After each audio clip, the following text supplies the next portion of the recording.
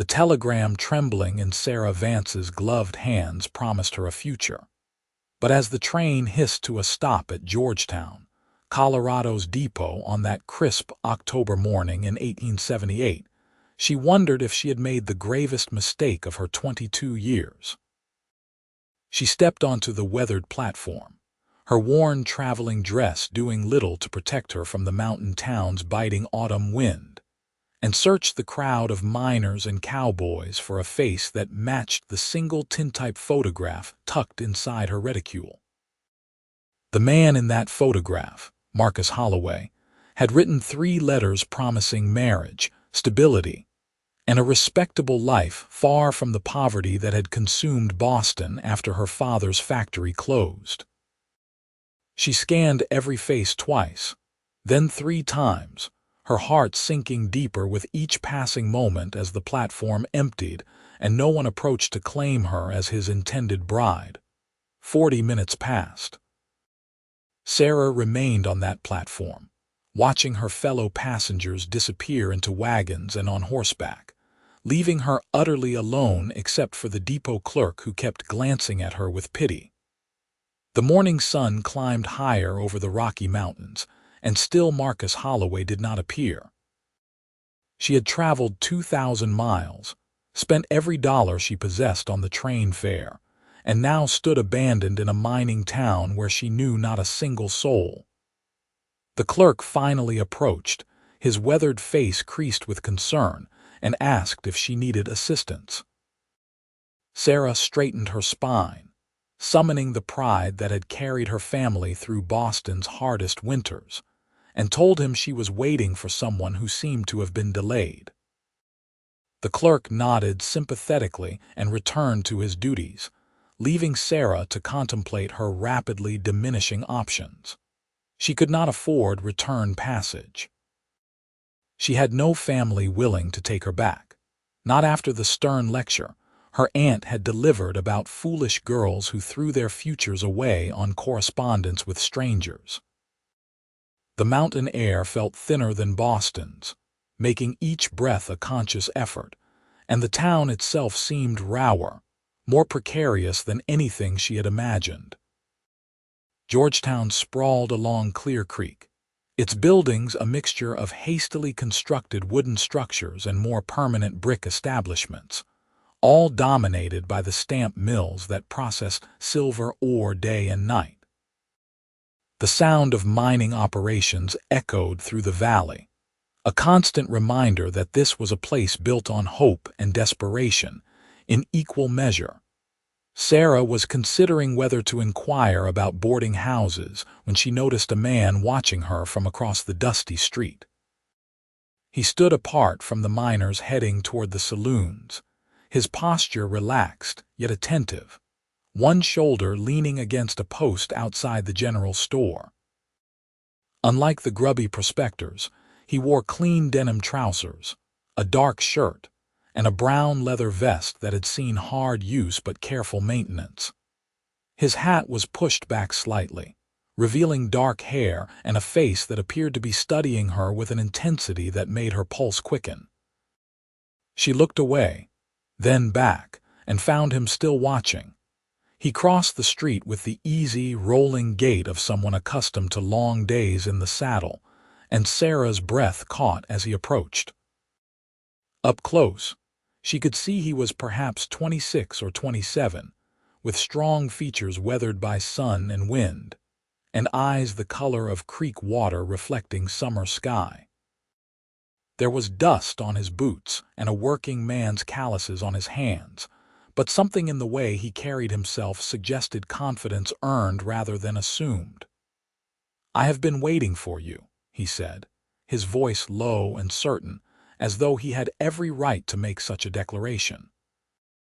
Sarah blinked, confusion warring with relief. "Mr. Holloway, I apologize, I did not recognize you from your photograph. The likeness must have been taken some years ago." A flicker of something crossed his face, gone so quickly she might have imagined it. "The name is Drake Jameson. I am a rancher, though I do some work breaking horses for the mining operations." He removed his hat, revealing more of that dark hair. "You look half frozen and completely abandoned. I suspect your intended did not show." The directness of his observation stung, though it was nothing more than the truth. Sarah felt heat rise to her cheeks despite the cold. "You are mistaken. Mr. Holloway must have been delayed. Perhaps his business kept him longer than expected." "Perhaps," Drake said, though his tone suggested he did not believe it for a moment. "Or perhaps Marcus Holloway is face down in a poker game at the Silver Queen, having lost the money he was supposed to use for setting up a household. I saw him there 3 hours ago, too drunk to stand." The words hit Sarah like a physical blow. She swayed slightly, and Drake's hand shot out to steady her elbow. His grip was firm but careful, the touch of someone accustomed to gentling skittish horses. For a moment, Sarah could not speak past the tightness in her throat.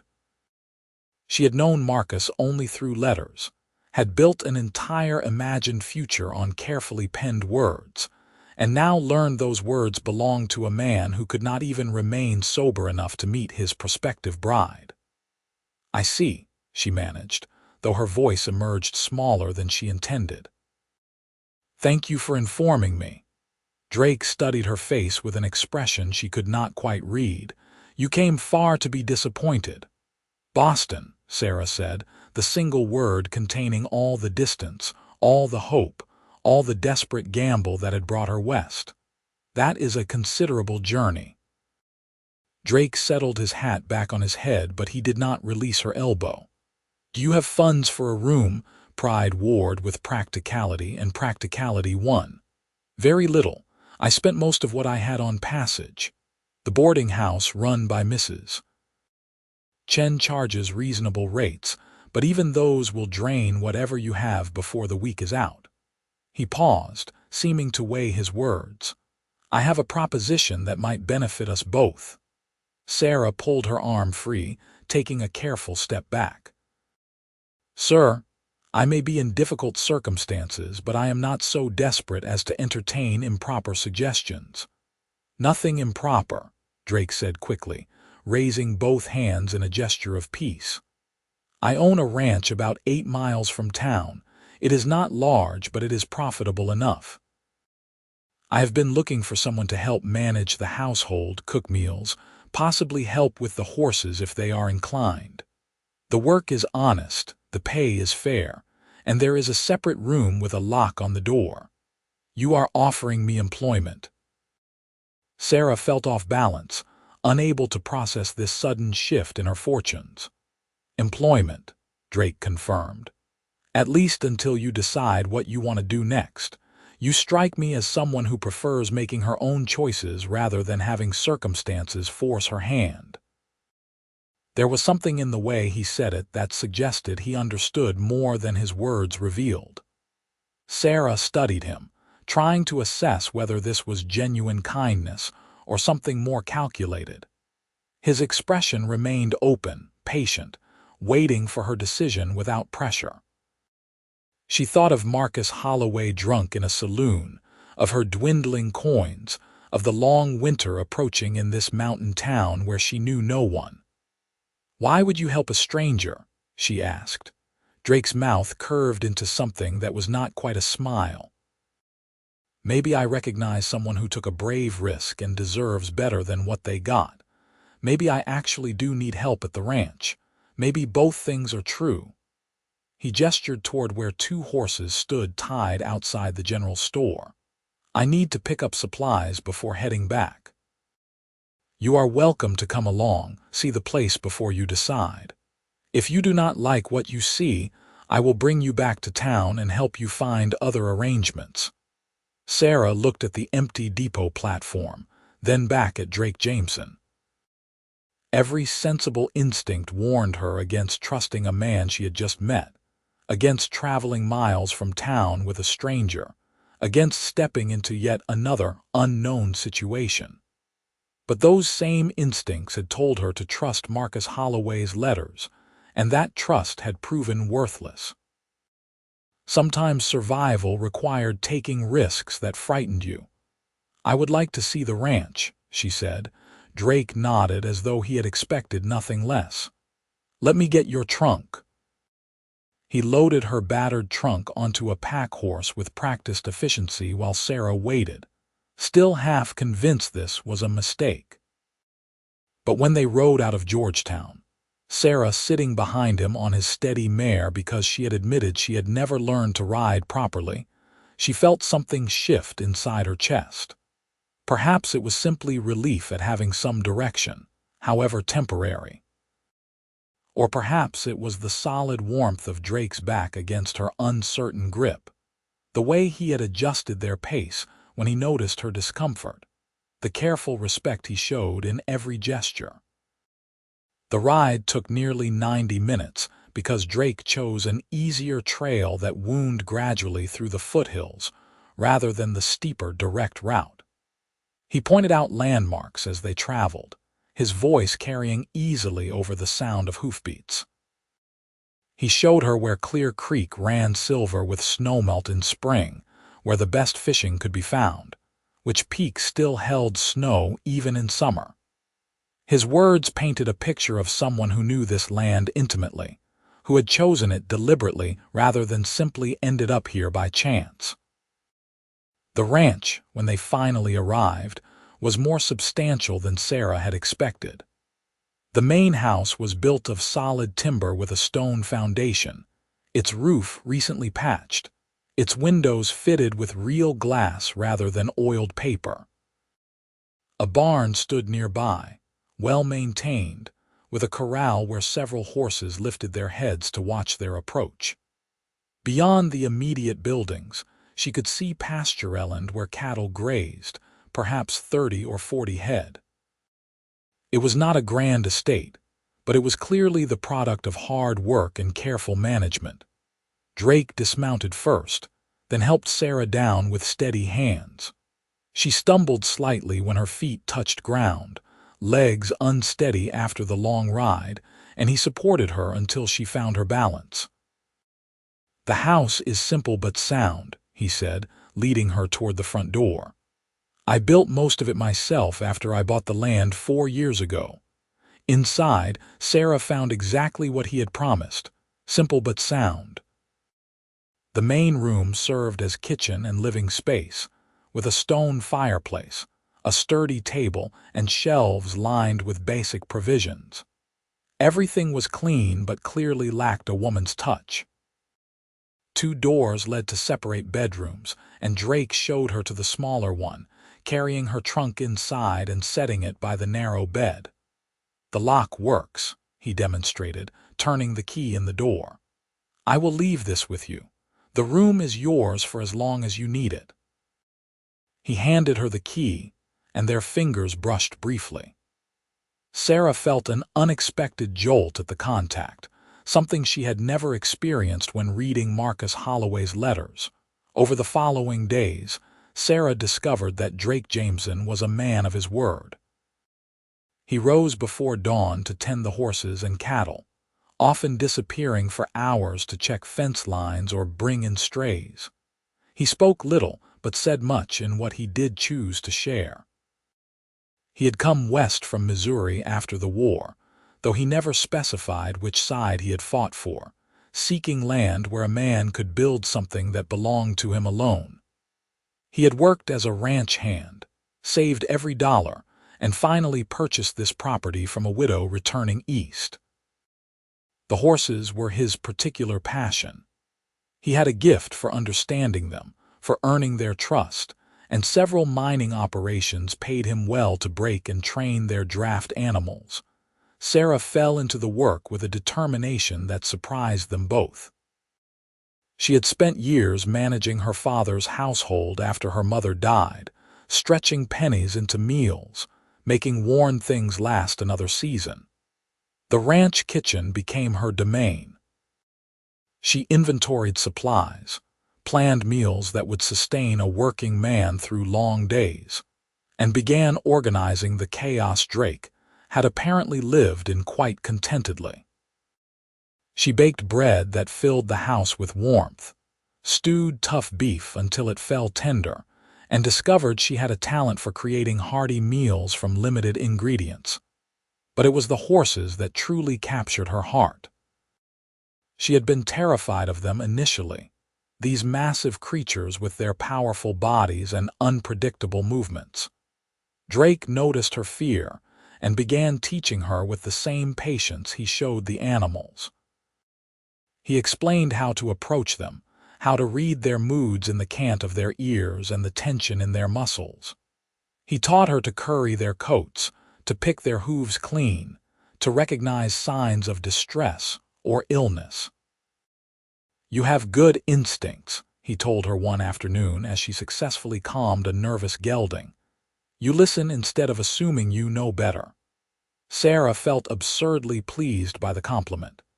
In Boston, her accomplishments had been measured in proper behavior and successful social navigation. Here, being useful meant something tangible. She went to sleep each night bone-tired but satisfied in ways she had never experienced in her previous life. The first snow came in early November, arriving overnight and transforming the ranch into something from a fairy tale. Sarah woke to find the world blanketed in white, the mountains crystalline against an impossibly blue sky. Drake was already up, ensuring the animals were secured, and when she emerged wrapped in her wool shawl, he looked at her with an expression that made her breath catch. "You should have stayed inside where it is warm," he said, but there was no censure in his voice. "I wanted to see," Sarah replied, watching her breath cloud in the frozen air. "I have never seen anything so beautiful." Drake moved to stand beside her, close enough that she could feel the heat radiating from his body. "Winters here are hard, beautiful but hard. The snow can trap you for days, and the cold can kill the unprepared." He glanced at her.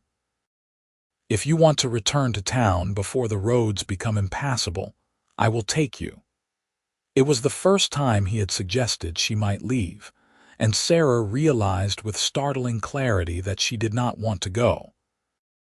This ranch, this work, this quiet man who treated her with respect and taught her about horses, had become more real than any future Marcus Holloway had promised. "I would like to stay," she said softly, "if the offer still stands." Something shifted in Drake's expression, a warmth that had nothing to do with the weather. "It stands. It will always stand." They worked side by side through November and into December, developing a rhythm that felt almost like a dance. Sarah learned which coffee Drake preferred, how he liked his eggs cooked, that he read whenever he had spare moments, and his collection of books was surprisingly extensive. Drake learned that Sarah sang while she worked, old songs from her childhood, and that she had a wicked sense of humor hidden beneath her proper Boston exterior. He discovered that she was stronger than she looked, willing to haul water and split kindling and do whatever needed doing without complaint. But beneath the practical partnership, something else was growing. Sarah found herself watching Drake when she thought he was not looking, admiring the sure way he moved, the gentle competence of his hands. She noticed how his hair curled slightly when damp, how his rare smiles transformed his entire face. She caught herself wondering what those calloused fingers would feel like against her skin, then felt scandalized by her own thoughts. Drake struggled with his own demons. He had told himself he was simply helping someone in need, offering employment to a woman abandoned by a worthless fool. But Sarah Vance had gotten under his skin in ways he had not anticipated. He found himself making excuses to be near her, to hear her laugh, to see the concentration on her face when she worked with the horses. He lay awake at night, acutely aware that she slept just beyond a thin wall, and wondered what she would do if he confessed the truth that had been building in his chest since the moment he saw her standing alone on that depot platform. The truth was that he had known Marcus Holloway was not coming. He had seen the man hours earlier, drunk and boasting about the mail-order bride arriving on the morning train, laughing about how he would decide whether she was pretty enough to bother with. Drake had felt rage rise in his throat at such casual cruelty, at the idea of any woman arriving with hope only to be assessed like livestock. So he had stationed himself across from the depot, waiting to see who would emerge, prepared to intervene if Holloway showed up and behaved as poorly as Drake suspected he would. But then Sarah had stepped off that train, and something had shifted in Drake's entire world. She had looked frightened and determined in equal measure, her chin raised despite the uncertainty in her eyes, and he had known with absolute certainty that he could not let Marcus Holloway anywhere near her. So he had approached, and he had lied, and he had brought her to his ranch under the pretense of employment, when what he really wanted was the chance to know her, to prove that not every man in Colorado was a worthless drunk who broke promises. Now, 2 months later, Drake understood he was in far deeper than he had planned. This was not simply about rescuing someone in distress. Sarah had become essential to his life in ways that terrified him. He needed to tell her the truth about that morning, about his deception, but fear kept him silent. What if she hated him for the lie? What if she demanded to return to town, insisted on trying to find Marcus Holloway despite everything? The thought of losing her made his chest constrict painfully.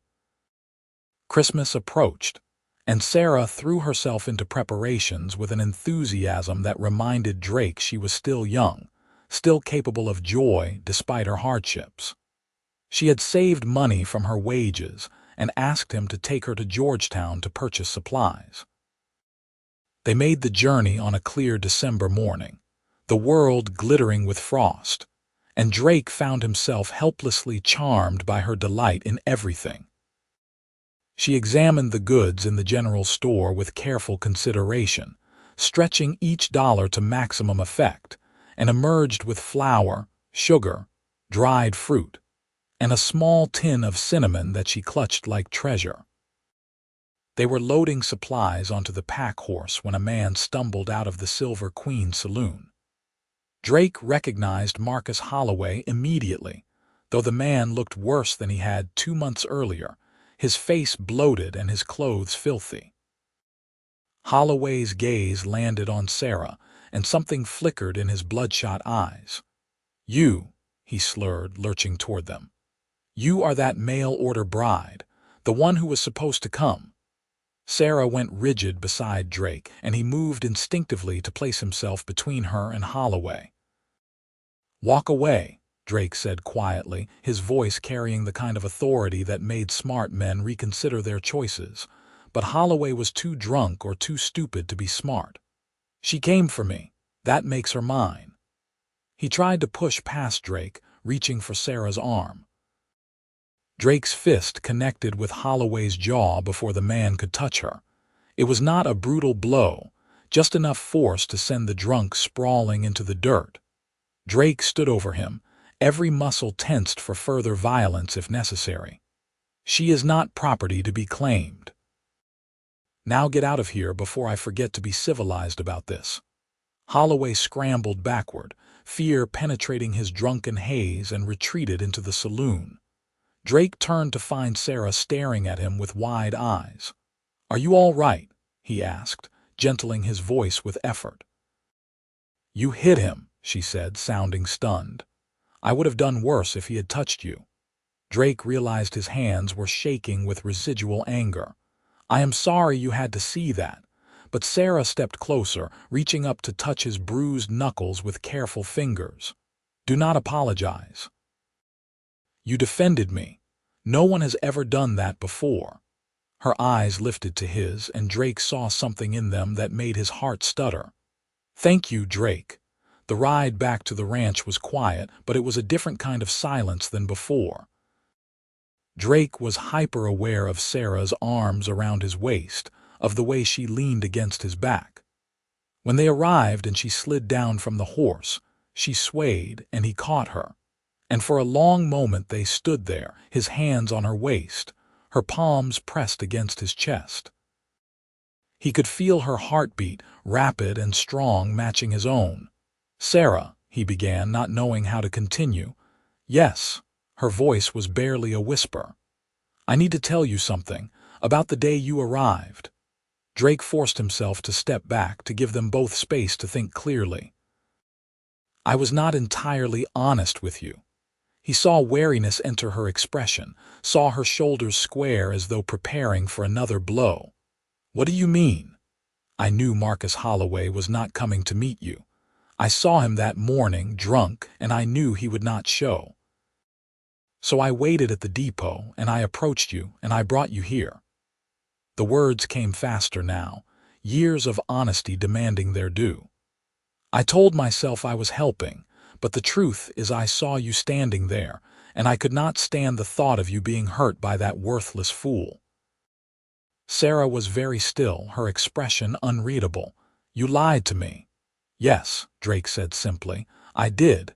You let me believe you were offering employment out of practical need. That was also true, but it was not the only reason." Drake met her gaze steadily, refusing to look away. "I wanted you to stay. From the first moment I saw you, I wanted you to stay." The silence stretched between them, painful and charged. Drake waited, prepared for her anger, for her to demand he take her back to town immediately. Instead, Sarah crossed her arms and tilted her head, studying him with an intensity that made him feel exposed. "You deceived me," she said finally. "You made a choice about my life without consulting me." "I did," Drake agreed, offering no excuses. "And yet you have treated me with nothing but respect since. You have given me work, wages, my own space. You have taught me skills I will carry forever. You have protected me." She paused. "Why tell me the truth now?" "Because I cannot court you honestly while hiding how we met." The words emerged rougher than he intended. "And I want to court you, Sarah. I want that more than I have wanted anything in a very long time." He watched emotions flicker across her face too quickly to identify. Then, unexpectedly, she laughed. It was not the reaction he had anticipated, and he stood there bewildered while she pressed a hand to her mouth, her shoulders shaking. "You find this amusing?" he asked, uncertain whether to be insulted or relieved. "I find it absurd," Sarah said, lowering her hand to reveal a smile that was equal parts exasperation and affection. "I came west expecting to marry a man I had never met, based on nothing but letters. Instead, I found myself working for a man who has shown me more genuine care in 2 months than anyone has in years. And now you confess to deceiving me, and somehow that makes you more honest than anyone else in my life." Drake did not know what to say to that, so he remained silent, waiting. Sarah moved closer, reaching out to touch his chest again, her palm resting over his heart. "I have been falling in love with you, Drake Jameson. I have been trying not to, telling myself it was gratitude or simply relief at having stability. But it is love. I know that now. Sarah." Her name was a prayer on his lips. "So yes," she continued, her eyes shining, "you may court me, but honestly this time. No more secrets between us." Drake caught her hand, bringing it to his lips to press a kiss against her knuckles. "No more secrets, I promise." Christmas that year was the happiest Drake had experienced since childhood. Sarah filled the house with the scents of cinnamon and nutmeg, baking pies and cookies with focused determination. She fashioned decorations from pine boughs and red ribbon, transforming the simple ranch house into something that felt like home. Drake carved her a small wooden horse, spending hours getting the proportions perfect, and on Christmas morning, when she unwrapped it and tears spilled down her cheeks, he knew he had chosen the right gift. "It is beautiful," she whispered, running her fingers over the smooth wood. "I will treasure it always." She gave him a scarf she had knitted in secret, working on it late at night after he had retired to his room. The stitches were not perfectly even, but Drake wrapped it around his neck and felt warmer than he had in years. They spent the day together, cooking an elaborate meal that was probably too much food for two people, and talking in ways they had not allowed themselves before. Sarah told him about her childhood in Boston, about her mother's death, and her father's slow decline into despair after the factory closed. She described the aunt who had taken her in, but made clear she was a burden, the suitors who had wanted a wife but not a partner. She explained how Marcus Holloway's letters had seemed to offer escape, adventure, a chance to be valued. Drake shared his own history more fully. The farm in Missouri where he had grown up, the war that had torn everything apart, the restlessness that had driven him west. He had been looking for something he could not name, some place where he could build a life on his own terms. This ranch, this land, had given him that foundation. But it had taken Sarah arriving to make him understand what was still missing. "I was content before you came," he said as evening fell and they sat before the fire. "But I was not happy. I did not understand the difference until I had both." Sarah leaned against his shoulder, and Drake wrapped his arm around her, marveling at how perfectly she fit against his side. "I was not even content. I was simply surviving, waiting for something to change, and then everything changed in ways I could never have imagined." They sat in comfortable silence, watching flames dance in the fireplace, and Drake felt peace settle into his bones. This was what he had been seeking without knowing it. Not just land or independence, but someone to share it with. Someone who understood both his strengths and his flaws and chose him anyway. Winter deepened, and the ranch became a world unto itself. Snow drifted high against the barn, and there were days when venturing beyond the immediate buildings was impossible. Drake and Sarah passed those frozen weeks in a cocoon of growing intimacy. They played cards by lamplight, read aloud to each other from Drake's book collection, and talked until the fire burned low. They learned each other's rhythms, the small habits and preferences that distinguish knowledge from understanding. Sarah discovered that Drake had nightmares sometimes, waking with gasps that he tried to muffle. She never pressed him for details, but on those nights, she would make chamomile tea and sit with him until the shadows left his eyes. Drake learned that Sarah feared abandonment more than anything, that she needed reassurance not through words but through consistent presence. So he made sure she knew where he was going, and when he would return, kept his promises no matter how small, showed her through action that she could rely on him. They kissed for the first time in January, during a brief warm spell that melted some of the snow and made venturing outside feasible.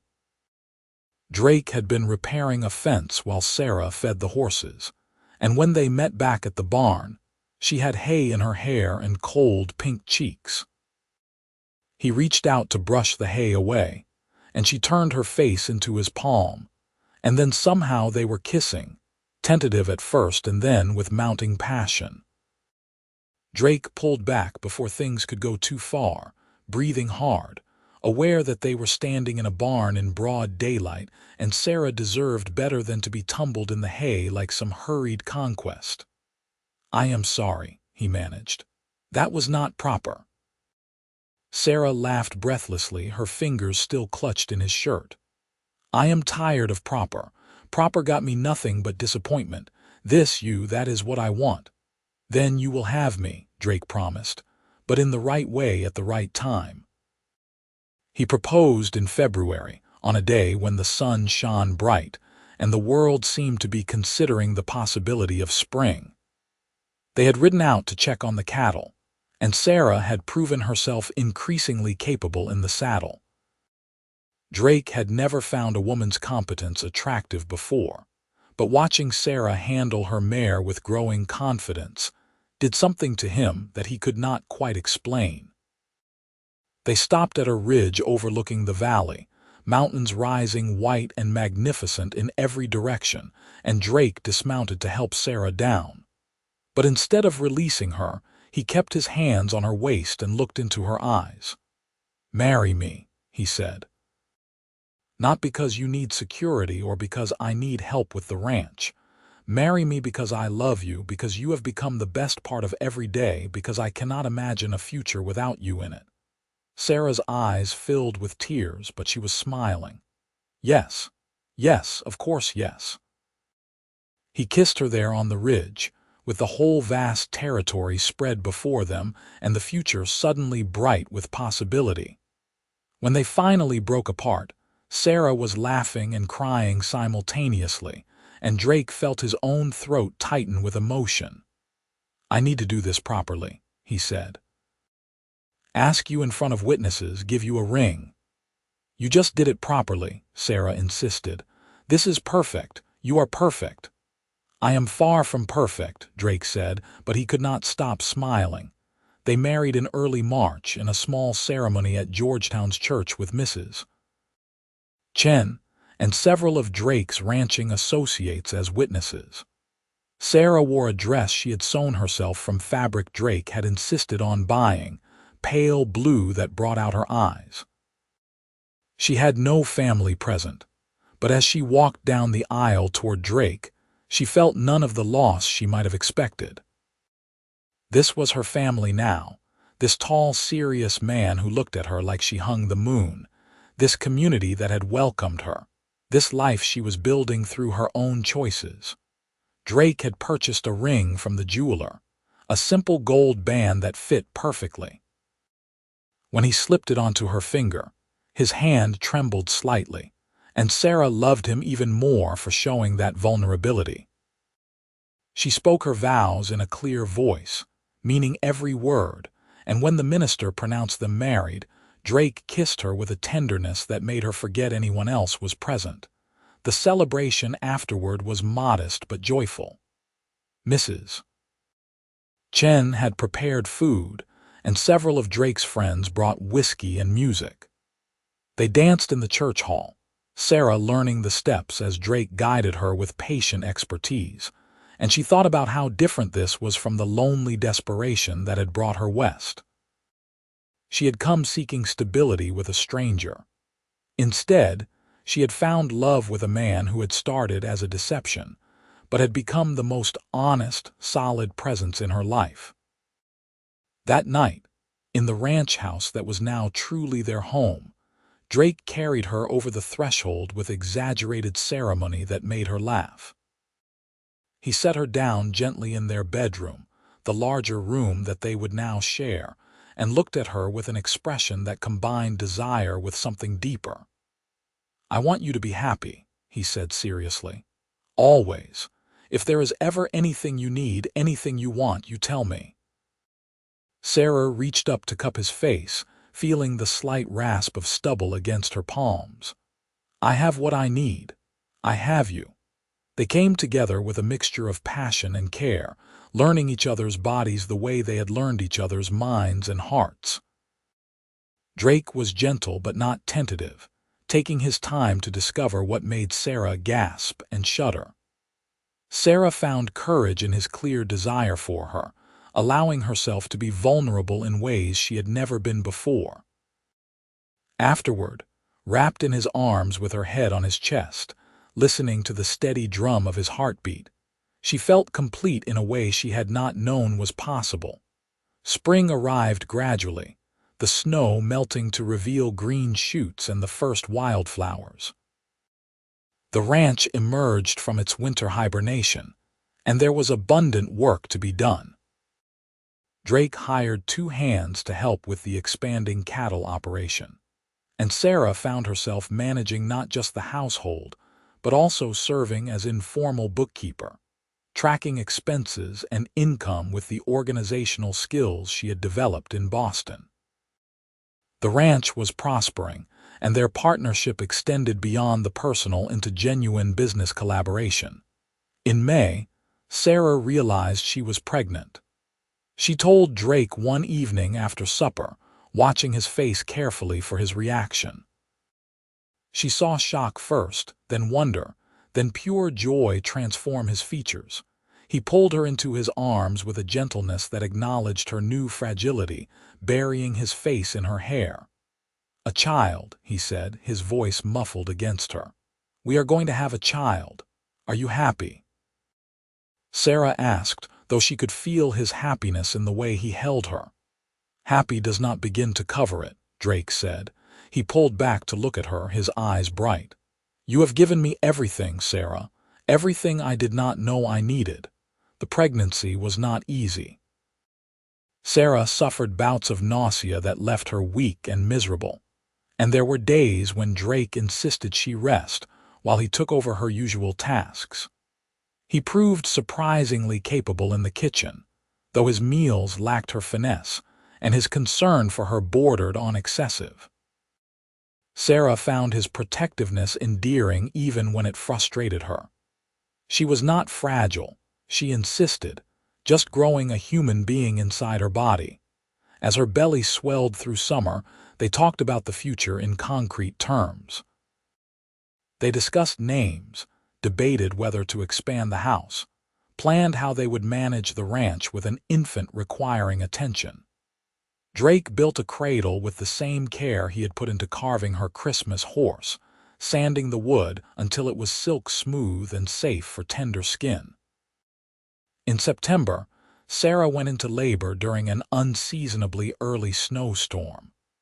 Drake rode through blinding white to fetch the midwife, Mrs. Chen, who had delivered half the babies in Georgetown. He returned to find Sarah in the bedroom, gripping the bed frame with white-knuckled determination, and fear such as he had never known in battle seized his chest. "I am here," he said, moving to her side. "I am not leaving." The labor lasted through the night and into the following morning. Drake held Sarah's hand, offered water, supported her through each contraction, and prayed to a God he was not sure he believed in that she would survive this. Mrs. Chen directed him with calm authority, and Drake obeyed without question, trusting her experience.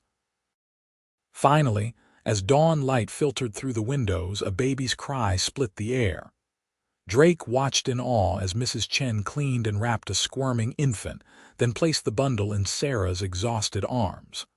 "A boy," Mrs. Chen announced, smiling. "Healthy and strong lunged."